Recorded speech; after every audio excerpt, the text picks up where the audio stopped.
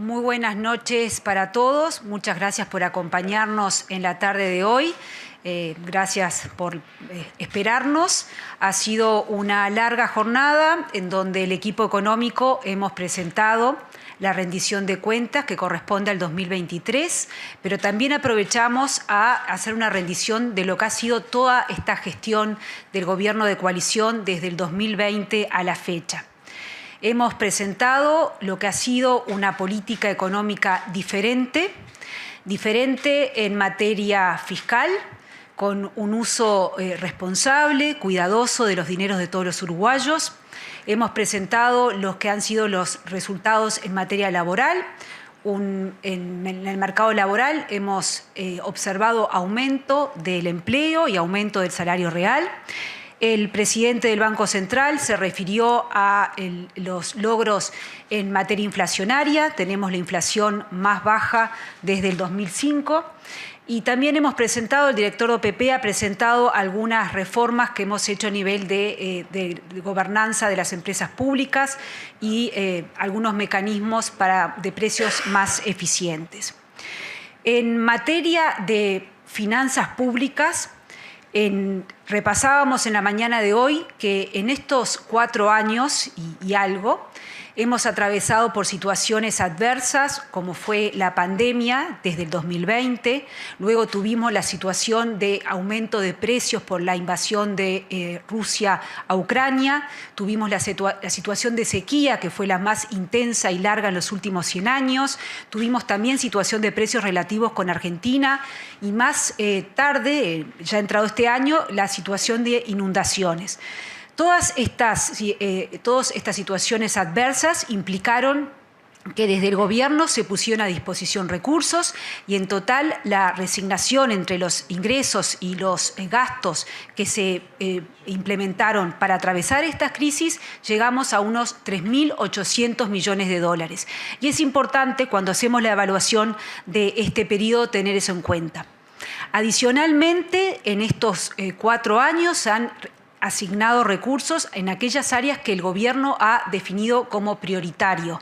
Y en este mismo lugar hemos presentado en la primera rendición de cuentas los fondos que se destinaron a primera infancia, hemos presentado las intervenciones que se están haciendo en 120 asentamientos, recursos para salud mental, para salud en general, para la transformación educativa, para la infraestructura, seguridad pública, defensa, innovación. Me puedo estar olvidando de alguna área, pero también hemos presentado estos recursos para estas áreas que hemos definido como prioritarios. Y todos estos recursos, todo este gasto que aumentó, y acá una diferencia enorme que planteábamos en la mañana de hoy, se hizo dentro de un marco de cuentas ordenadas. Y ahí repasábamos más tempranamente que en el periodo anterior, desde el 2019, desde el 2014 al 2019, tenemos que el ingreso aumentó 0,7 puntos del producto, pero sin embargo los gastos aumentaron 3 veces más de lo que aumentaron los ingresos. En estos 4 años, desde el 2020 al 2023 cerrado, los ingresos en términos del producto aumentan 0,9 puntos porcentuales, y los gastos aumentan, pero menos, la tercera parte. En el periodo anterior, reitero, se aumentó 3 veces lo que aumentaron los ingresos en términos del producto, se gastó, y en este periodo se gastó la tercera parte de lo que aumentaron los ingresos. ¿Qué quiere decir esto? Que si miramos la situación de 2019 al cierre de 2023, terminamos con un déficit fiscal, el que medimos todos los meses y publica el Ministerio de Economía y Finanzas, o el que le ha gustado definir a este equipo como el que hay que mirar para ver la conducta fiscal, que es el resultado fiscal estructural, en ambos casos terminamos con un resultado mejor, en la comparación 2019 a 2023. En la mañana de hoy hemos presentado que esperamos lo mismo, o sea que también se observe esta mejora al comparar el 2019 con el 2024, que en este caso es una estimación. Agregamos también que además de los recursos que se dieron, hemos bajado impuestos. Recuerden que esto era algo que se cuestionaba, se pensaba si no había que subir impuestos para hacer frente a esta situación crítica que atravesábamos. Presentamos hoy que se han bajado impuestos por el total de 150 millones de dólares, impuestos que llegan a contribuyentes trabajadores, a contribuyentes que reciben pasividades y a las empresas más pequeñas de nuestro país. Obviamente que esto implica mayor dinero en el bolsillo de todos los uruguayos.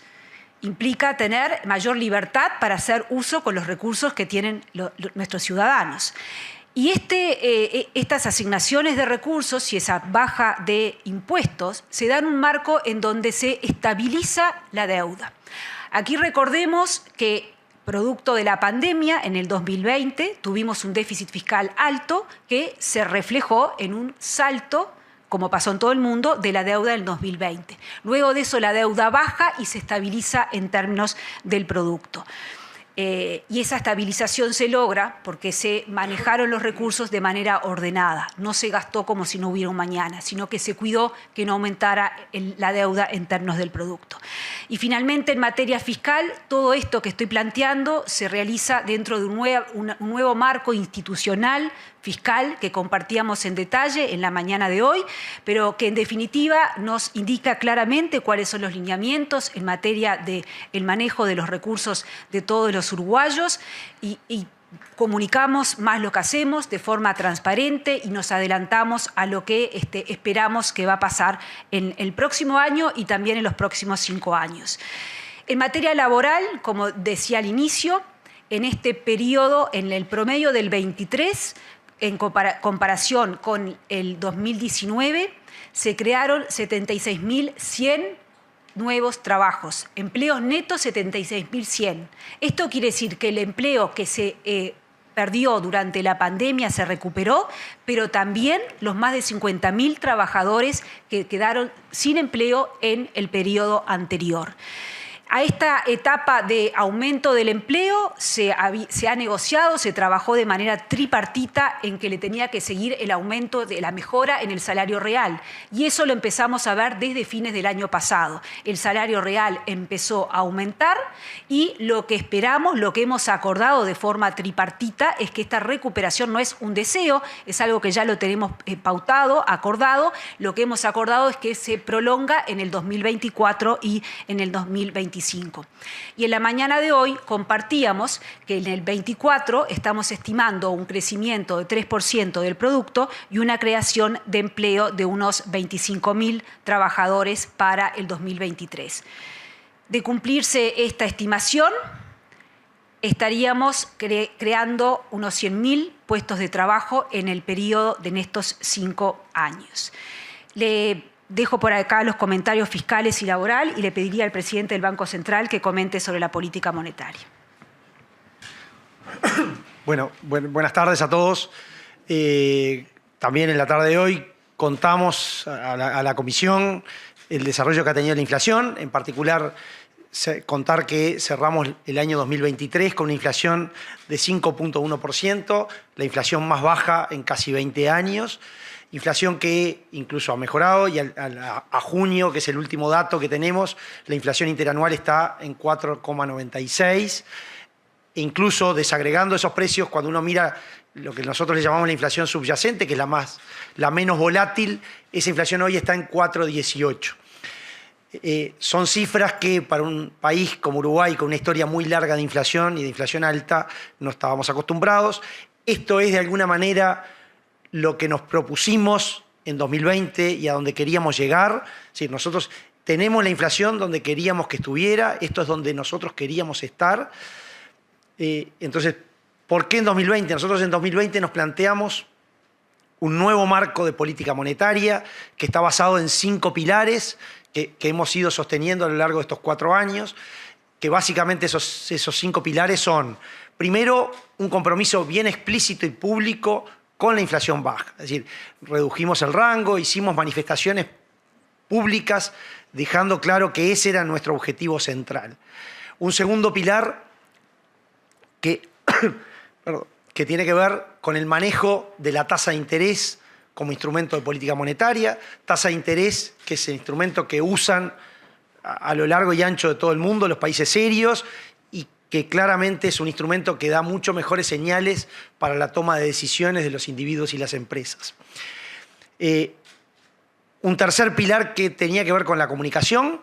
Este cambio en la política monetaria cambió todos nuestros reportes, cambió la información que el banco da, pero también cambió el diálogo que el Banco Central tiene con la sociedad, hablando con todos los agentes económicos, gremiales empresariales, el PIT-CNT, el Instituto Cuesta Duarte, distintos agentes, analistas, expertos. Continuamente y después de cada reunión del Comité de Política Monetaria nos reunimos con muchos agentes porque eso es lo que queremos ser muy abiertos y comunicar y recibir de los agentes comentarios. Un cuarto pilar que tiene que ver con un programa de desdolarización que ha ido dando pasos, todavía muy lentos, pero que ha ido dando pasos. Y un quinto pilar que es la libre flotación. Uruguay hace 22 años que tiene un régimen de libre flotación de la moneda extranjera y que esa libre flotación nosotros nos hemos preocupado de que sea lo más pura posible y hace ya casi 3 años que no intervenimos en el mercado de cambios porque entendemos que es la mejor señal para manejar la credibilidad y para ser creíbles. Dejar claro que el Banco Central tiene un único objetivo que es la inflación y no tiene 4 o 5 objetivos. Entonces, en base a todo esto, a lo que nos planteamos en 2020, haber llegado a donde queríamos estar, es que también proyectamos hacia adelante con un horizonte de 24 meses y proyectamos estar en estos próximos 24 meses con la inflación adentro del rango, es decir, un rango que tiene como eje llegar a una inflación del 4,5%, más o menos 1,5%, eso da ese rango de entre 3 y 6. Entonces, por eso un poco esto fue lo que contamos esta tarde, los objetivos alcanzados y cómo seguimos con esto. Buenas tardes. En lo que tiene que ver con las empresas públicas se manejó el mismo criterio que se maneja en este gobierno, que es el cuidado de los recursos. Sobre esa base se arma anualmente con las empresas lo que son los presupuestos y contando con los directorios de las empresas se ha hecho una mejora de la gestión para obtener lo que tiene que ver en ganancias en la eficiencia, mejoras en las coberturas, mejoras en la calidad de los servicios y junto con eso algo importante para la población que es qué es lo que pagan por esos servicios. Y si vamos desde enero del 2020 hasta el último aumento que fue en enero de 2024, en ese periodo a valores reales la UTE tuvo una disminución de un 10%, Antel tuvo una disminución de 14% y OCE tuvo una disminución de 1,7%. El caso de los combustibles, lo que se hizo fue un cambio estructural en la forma de fijar por parte del Poder Ejecutivo el precio de los combustibles. Lo que se venía haciendo hasta julio del año 21, en donde a través de lo que se votó en la LUC, artículo 235 al 237, se pasó a lo que vendría a ser el precio de mercado. Se trató de que la fijación del Poder Ejecutivo coincidiera con lo que es el precio de paridad de importación, o sea, lo que saldría importar al Uruguay combustible ya refinado y que tenerlo a disposición en las plantas de ANCAP. El precio se ha venido ajustando bien y de aquellos inicios en los cuales a fin de mes había grandes incertidumbres, grandes expectativas, ya hoy es algo que la población lo ha incorporado y sabe que el precio del combustible refleja lo que sería un precio de mercado. Y eso ha llevado a que ANCAP ya pudiera a partir de ahora generar mejoras en su gestión, cosa que con los precios anteriores, si el Ejecutivo fijaba un precio mayor a lo que podría llegar a ser ese precio que tenemos hoy de referencia, lo que hacía era subsanaba ineficiencias que podía tener el ente. Con eso es todo. Para terminar, un elemento importante también en esta evaluación de lo que ha sido la gestión 2024 es que no solamente se mantuvo el foco en lo que estaba sucediendo, la mirada, las luces cortas, pero también en todo momento se mantuvieron las luces largas. Y en ese sentido es importante destacar las reformas estructurales que se llevaron adelante, particularmente la reforma de seguridad social, que ha sido era una reforma necesaria, fue una reforma muy conversada, negociada, acordada, y es lo que nos permite darle sostenibilidad al sistema y a las finanzas públicas. En definitiva, hemos presentado que el gobierno de coalición ha llevado adelante una gestión económica diferente y esto nos ubica en una situación tanto de riesgo crediticio bajo como de buena nota con las calificadoras, que muestra que la situación es muy positiva en la comparación con nosotros mismos y en la comparación internacional. Hemos mostrado cuidado en el dinero de los uruguayos, el dinero que recaudamos. Hemos mostrado hacia dónde se dirigía y a dónde asignábamos ese gasto, y a diferencia de lo que ocurría en el pasado, que los gastos se financiaban con más impuestos, aquí no se hizo eso, por lo contrario, se bajaron los impuestos. Estamos terminando este periodo con más empleo, con menor inflación, como dijo el presidente del Banco Central, con una recuperación del salario real, con más inversión y, en definitiva, con un país creciendo, con un país más próspero, con más oportunidades para nuestros ciudadanos y con mayor libertad para los uruguayos. Esto ha sido lo que hemos compartido en la jornada de hoy. Estamos abiertos a preguntas. Gracias. Mariana Abreu, por aquí de TV Ciudad. Quería preguntarles cómo se explican estos incumplimientos de la regla fiscal en dos pilares, que según el Consejo Fiscal Asesor los caracteriza como significativos dada su magnitud. Gracias. Muchas gracias por la pregunta. En la mañana de hoy presentamos bien claramente que las estimaciones que tenemos para el 2024 nos ubican, terminamos el periodo con un déficit fiscal, ya sea se mida en términos efectivos como en términos estructurales, que es menor al déficit fiscal de 2019. Nosotros presentamos en la mañana de hoy, en la Comisión de Hacienda y Presupuesto, que tenemos dentro de la regla fiscal, tenemos dos reglas, dos pilares que son metas indicativas y una meta que es un tope, un máximo de endeudamiento del gobierno central. En este caso presentamos que debido a la baja de la inflación esperada para el 2024, el pilar 1 y el pilar 2 van a presentar desvíos, es decir, no vamos a alcanzar las metas indicativas que se refiere al resultado fiscal estructural, es el pilar 1, y que se refiere al aumento del gasto de gobierno, que es el pilar 2. Aquí es sumamente importante explicar el motivo por lo cual tenemos estos desvíos o no se alcanzan estas metas indicativas. No hay un aumento del gasto nominal. A diferencia de lo que varios analistas están diciendo o lo que se escucha decir, cuando uno mira lo que se proyecta gastar en el 2024, es prácticamente lo mismo en términos nominales que presentamos hace un año. No hay aumento de gasto. Pero en un escenario macroeconómico donde la inflación, como decía el presidente del Banco Central, estamos donde queríamos estar, pero esa baja en la inflación se dio de manera más rápida. Por lo tanto, hoy en el 24 tenemos una menor inflación a la que estimamos hace un año atrás. Estimó el equipo económico todo, estimaban los analistas. Eso implica que los mismos 100 pesos, por ponerlo de forma simple, que dijimos en el 23, que se iba a gastar en el 24, en términos reales es un número mayor. Si quieren interrumpir o decir. Quizá una pregunta para el director Blanco. Refiriéndose justamente a los combustibles, yo quería consultarle su consideración respecto al cambiar la fórmula de cálculo durante esta administración. ¿Se puede comparar con lo que ha sido el incremento del costo de los combustibles con lo que hubiese resultado en caso de mantenerse la antigua fórmula?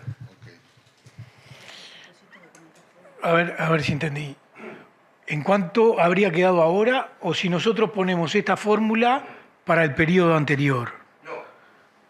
El incremento de los combustibles que se dio en esta administración, ¿hubiese sido el mismo si se hubiese seguido la paramétrica que se utilizaba antes? Lo que pasa... ¿Hubiese sido mayor, hubiese sido menor? Le voy a dar vuelta a la pregunta. Lo que sí eso no se podría suceder porque se incrementaría por lo que el Poder Ejecutivo decretara. Lo que sí podemos decir es al revés, que si nosotros consideramos el precio paridad de importación y lo replicamos para atrás del año 21, pongámosle, iniciamos en 2015 y lo terminamos en 2019, si nosotros hacemos eso, nos queda una diferencia entre el valor que se ponía en el valor que decretaba el Poder Ejecutivo y lo que sería el valor del precio paridad de importación, y ahí tendríamos una diferencia que acumulada en los 5 años rondaría, sin considerar el tema del biocombustible, que es una ley que obliga a ANCAP a utilizar biocombustible en la mezcla, de unos 1.500 millones de dólares en ese periodo. Si se considera el tema de los biocombustibles, que es una ley que lo obliga a ANCAP, estamos en una diferencia de 850 millones de dólares. En definitiva, para quien no entiende los términos técnicos, ¿está más caro ahora que lo que estaría con la anterior paramétrica o no? No. Y me parece, perdón, La pregunta que se hace la gente no, me parece que la ABAT tiene un comentario que es bien Voy a claro. poner un ejemplo porque Sí. me Tiene tocó más- en el periodo más pasado propiedad que yo. ser director de ANCAP. Durante este periodo el nuevo régimen lo que hace es fijar los precios de combustibles en el nivel de la paridad de importación. Para que se hagan una idea, en enero del 2016 el gasoil costaba 16 pesos arriba de la paridad de importación. O sea, el mismo cálculo que se hace eso, más 16 pesos. Enero del 2016, obviamente es el punto más alto, eso después fue cayendo, pero durante este periodo el criterio de fijación de combustible fue la paridad de importación. Eso fue, el director Blanco lo presentó hoy, el gráfico de cómo los precios ahora acompañan lo que pasa con el precio del petróleo y no es lo que quiera el gobierno poner por distintos motivos. O sea, la certeza para la ciudadanía que el precio va a evolucionar con el precio del petróleo. Buenas tardes. Por acá quería consultar una de las críticas que hacen algunos técnicos, analistas, incluso el Consejo Fiscal Asesor y también de la propia oposición sobre lo que es el aumento del gasto público, así como también algún tipo de obras de infraestructura que están yendo por encima o por fuera, si se quiere, lo que es el perímetro fiscal y que esto de alguna manera podría empeorar lo que es la ley de presupuesto del próximo gobierno. ¿Qué análisis hace el gobierno en cuanto a esas apreciaciones? Gracias. Con respecto al último punto, los criterios para el registro de la infraestructura no hemos cambiado nada, se mantienen los mismos criterios que habían antes. Sí hemos mejorado los instrumentos que de lo que se llamaba los instrumentos de combinación, asociación público-privado, se pasaron a los instrumentos CREMAF, que son instrumentos de menor duración en el tiempo, se comparte menos riesgo con el privado y por lo tanto no son tan costosos como las anteriores PPPs. Con respecto a la pregunta fiscal, perdón, ¿cuál era? Sí, de que algunos técnicos e incluso la propia oposición hablaban de que este aumento de gasto público que está habiendo en este ejercicio de alguna forma podría llegar a complicar o empeorar lo que tenga con el presupuesto del próximo gobierno. Con respecto a esa pregunta, fue lo que le contesté a la colega anteriormente. Aquí lo que hay es un aumento del gasto en términos reales porque bajó la inflación, no es porque haya un aumento en el gasto nominal. O sea, se está comparando en algunos lugares que como es el último año de este gobierno y hay elecciones, entonces hay un mayor gasto. Eso no es correcto. Los números que presentamos hoy claramente, y están a disposición porque todo está publicado, muestran que estamos prácticamente con el mismo nivel de gasto nominal que el año pasado. Digo prácticamente porque hay algunos recursos adicionales para hacer frente a las inundaciones que hemos vivido este año. Y aquí vuelvo a lo que dije. Acá se implementó una institucionalidad fiscal, se fijó un rumbo de que había que estabilizar la deuda y en ese rumbo estamos. Y con la seriedad que caracteriza a este equipo económico es que hoy nos presentamos y decimos, como hay menor inflación, que es algo positivo para toda la sociedad, el gobierno va a recibir menos recaudación. Y está bien, es prioritario que baje la inflación y por lo tanto estamos dispuestos, estamos aceptando los desvíos en materia del Pilar 1 y Pilar 2 de las metas indicativas fiscales. Eso no quiere decir que el compromiso con el cuidado de los dineros públicos no siga intacto como lo planteamos en el 2020 con la Ley de Urgente Consideración, en el presupuesto nacional y en todas las rendiciones de cuentas.